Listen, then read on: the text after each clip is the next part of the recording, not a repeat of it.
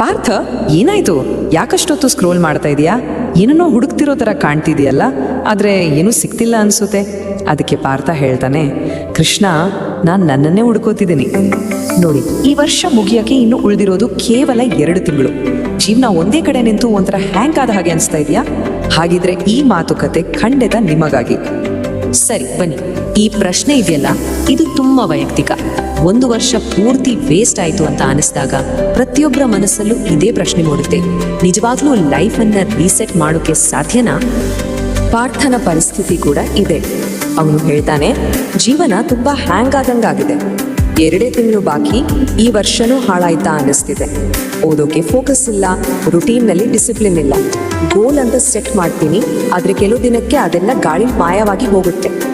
ಇದು ನಮ್ಮಲ್ಲಿ ಹಲವರ ಕಥೆ ಅಲ್ವಾ? ಹಾಗಿದ್ರೆ ಇದರ ಮೂಲ ಸಮಸ್ಯೆ ಎಲ್ಲಿದೆ? ನಾವು ಯಾಕೆ ಹೀಗೆ ಸ್ಟಕ್ ಆಗ್ತೀವಿ? ಇದನ್ನ ಅರ್ಥ ಮಾಡ್ಕೊಡಕ್ಕೆ ಒಂದು ಸಿಂಪಲ್ ಅನಾಲಜಿ ಇದೆ. ಆಗ ಕೃಷ್ಣ ಹೇಳ್ತಾನೆ, ಪಾರ್ಥ, ಹಳೆ ಕಾಲ ನೆನಪಿದ್ಯಾ? ಆ ಧೂಳು ಹಿಡಿದ ಲೈಬ್ರರಿಗಳು, ಆ ಹಳದಿ ಲೈಟ್ ಇರೋ ಸ್ಟಡಿ ಟೇಬಲ್, ಅಲ್ಲೊಂದು ಶಾಂತಿ ಇತ್ತು, ಒಂದು ಆಳ ಇತ್ತು. ಆದರೆ ಇವತ್ತು ಎಲ್ಲವೂ fast internet, fast food, fast life.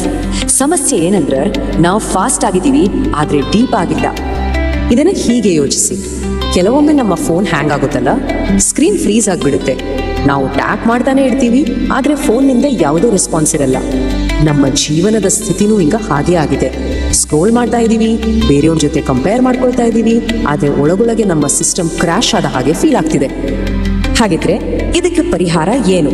ಹ್ಯಾಂಗ್ ಆದ ಫೋನ್ ಸರಿ ಮಾಡೋಕೆ ನಾವೇನ್ ಮಾಡ್ತೀವಿ? ಸಿಂಪಲ್, ರೀಸ್ಟಾರ್ಟ್ ಮಾಡ್ತೀವಿ. ಅದೇ ಫಾರ್ಮುಲಾ ಜೀವನಕ್ಕೂ ಅಪ್ಲೈ ಆಗುತ್ತೆ.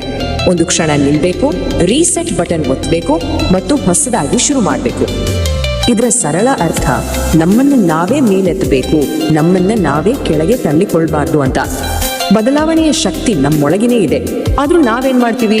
ಆಕ್ಷನ್ ತಗೊಳ್ಳೋ ಬದಲು ನಮ್ಮ ಮೇಲೆ ನಾವೇ ಅನುಮಾನ ಪಡ್ತೀವಿ. ನಿಜವಾದ ಸಮಸ್ಯೆ ಇರೋದು ನಮ್ಮ ಟ್ಯಾಲೆಂಟ್ನಲ್ಲ, ಅದು ಇರೋದು ಚಲನೆ ಮತ್ತು ಪ್ರಗತಿಯ ನಡುವಿನ ವ್ಯತ್ಯಾಸವನ್ನ ಅರ್ಥ ಮಾಡಿಕೊಳ್ಳದೆ ಇರೋದ್ರಲ್ಲಿ. ಇದನ್ನ ಅರ್ಥ ಮಾಡಿಕೊಳ್ಳೋದು ತುಂಬಾ ಮುಖ್ಯ. ನಾವೇನೆಲ್ಲ ಮಾಡ್ತೀವಿ ನೋಡಿ, ಪ್ಲಾನ್ ಮಾಡ್ತೀವಿ, ದೊಡ್ಡ ನೋಟ್ಸ್ ಬರಿತೀವಿ, ಮೋಟಿವೇಶನಲ್ ವಿಡಿಯೋಸ್ ನೋಡ್ತೀವಿ, ರಿಸಲ್ಟ್ ಬಗ್ಗೆ ಹಗಲ್ಗನ್ಸ್ ಕಾಣ್ತೀವಿ. ಇದೆಲ್ಲ ನೋಡೋಕ್ಕೆ ನಾವೇನು ದೊಡ್ಡ ಸಾಧಿಸೋಕೆ ತಯಾರಿ ಮಾಡ್ತಿದ್ದೀವಿ ಅನ್ನೋ ಫೀಲ್ ಕೊಡುತ್ತೆ. ಆದರೆ ಸತ್ಯ ಏನಂದ್ರೆ, ಇದೆಲ್ಲ ಕೇವಲ ಚಲನೆ, ಮೋಷನ್ ಅಷ್ಟೇ. ಇದು ಪ್ರೋಗ್ರೆಸ್ ಅಲ್ಲ. ನಿಜವಾದ ಪ್ರಗತಿ ಸಿಗೋದು ಯಾವಾಗ ಅಂದ್ರೆ, ನಾವು ನಿಜವಾಗ್ಲೂ ಕೆಲಸ ಶುರು ಮಾಡಿದಾಗ ಮಾತ್ರ. ಹಾಗಾದ್ರೆ ಈ ಮೋಷನ್ ಅನ್ನೋ ಚಕ್ರದಿಂದ ಹೊರಗೆ ಬಂದು ನಿಜವಾದ ಪ್ರೋಗ್ರೆಸ್ ಕಡೆಗೆ ಹೋಗೋದು ಹೇಗೆ?